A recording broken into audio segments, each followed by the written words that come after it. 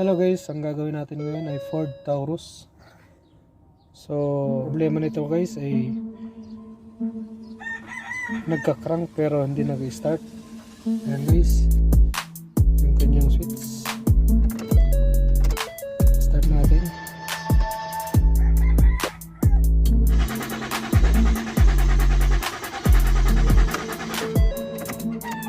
So, ayan guys.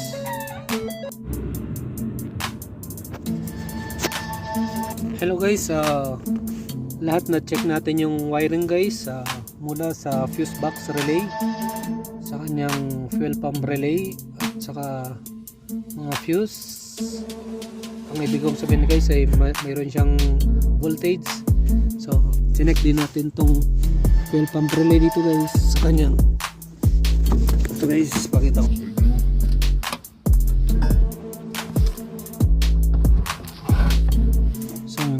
Fuel pump relay, fuel pump driver control module. Check natin yan guys, yung mga wiring nya, yung dilaw at saka yung violet na may green at saka yung ground. So okay lahat lang guys, walang problema. So ang nakita kong problema guys ay itong fuel pump. Ayan guys.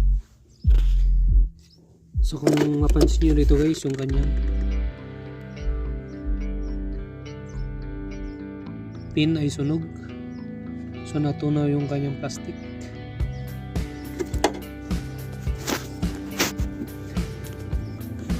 So ito yung naging problema guys, yung kanyang fuel pump ay gumana dahil yung kanyang connector, ang kanyang socket, main socket niya ay sira. Natunaw.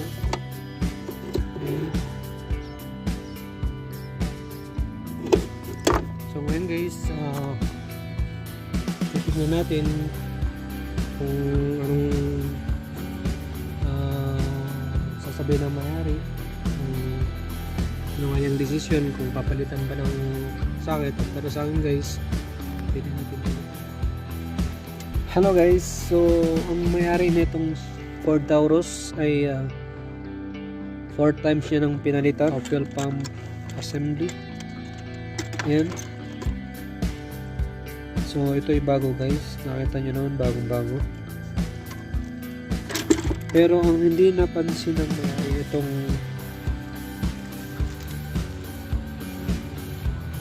kanyang connector o itong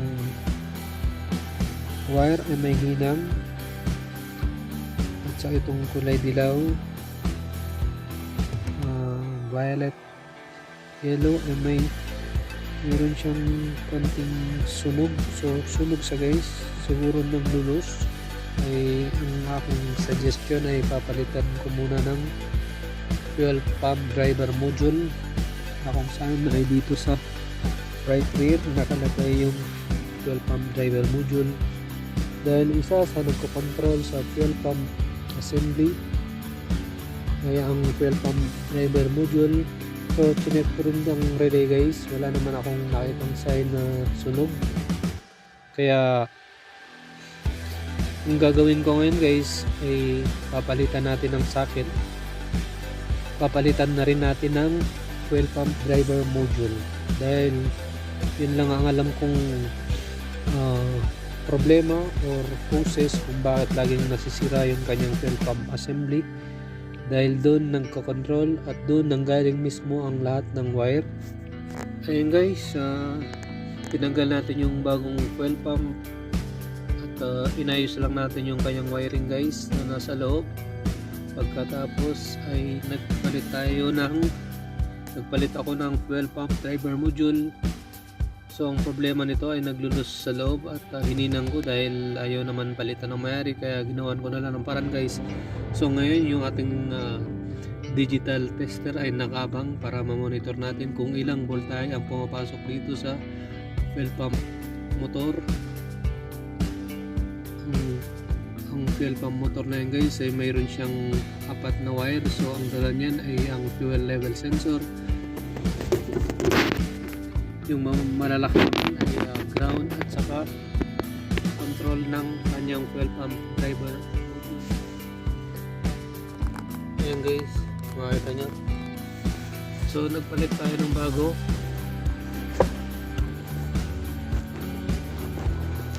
bagong fuel pump driver module. So ngayon guys, i-start natin ngayon.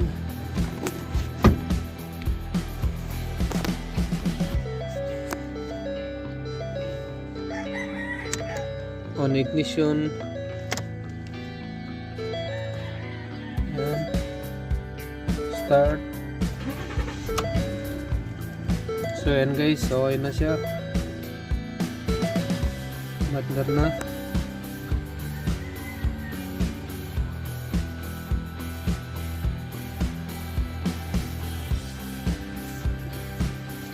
So ngayon guys, i-monitor natin yung voltahe na pumapasok sa fuel pump motor. Ayan.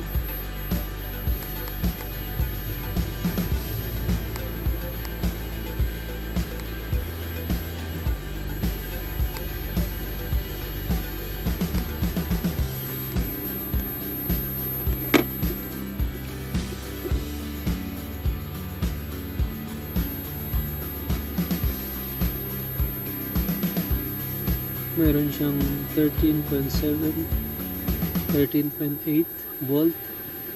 So yun yung kanyang waveform guys.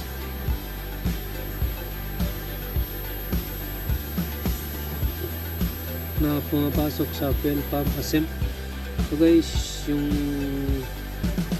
mga wire ay inayos lang natin dahil wala ding mabiling surplus. Kaya ginawa lang. Tuturo ko lang sa inyo kung ano ba yung mga wire na pumapasok sa fuel pump driver module or fuel pump control module.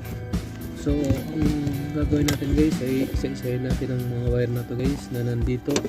Kasi sa previous video ko guys ay hindi ko nasabi sa inyo kung ano yung mga wire na yan, magkaroon ka ng problema eh, hindi nyo alam kung paano i-check.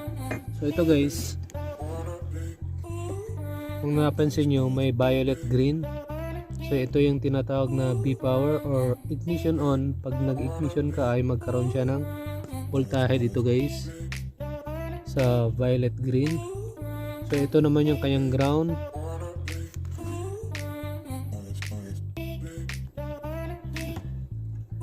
So ulitin ko guys, ito yung violet green o B power niya guys. Kay ignition ay magkakaroon siya ng voltahe.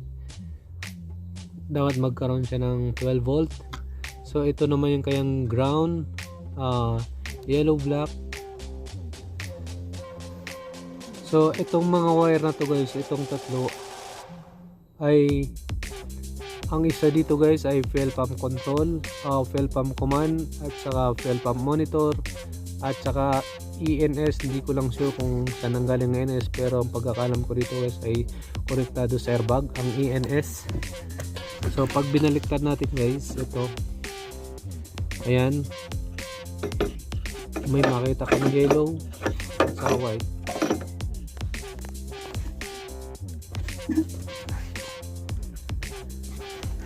Yellow at saka white. So ang yellow guys, yellow gray, ito yung kayang fuel pump power. Ito yung papunta na sa fuel pump motor or fuel pump assembly. Itong wire na yan. So ang pangalawa guys is white ground. So ito naman yung kanyang pinaka fuel pump return. So ito guys, dapat guys pag nakaandar yung kotse ay magkakaroon siya ng voltage katulad ng ginawa natin kaya na guys. Check natin kung kaya natin i-check dahil ating gamay ay isa lang, hindi ko makita ang video. Ayan guys, nakita nyo 13.7, 13.5 ganun. Yan yung kanyang fuel pump power. Yan yung papunta sa fuel pump assembly. Gray yellow. So mayroon siyang makita mo ang kanyang reading, ang kanyang waveform. magkaroon din yan ng ground. Ayan yung kanyang ground guys.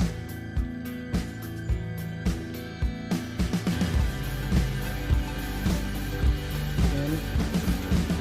Ito naman ay black yellow.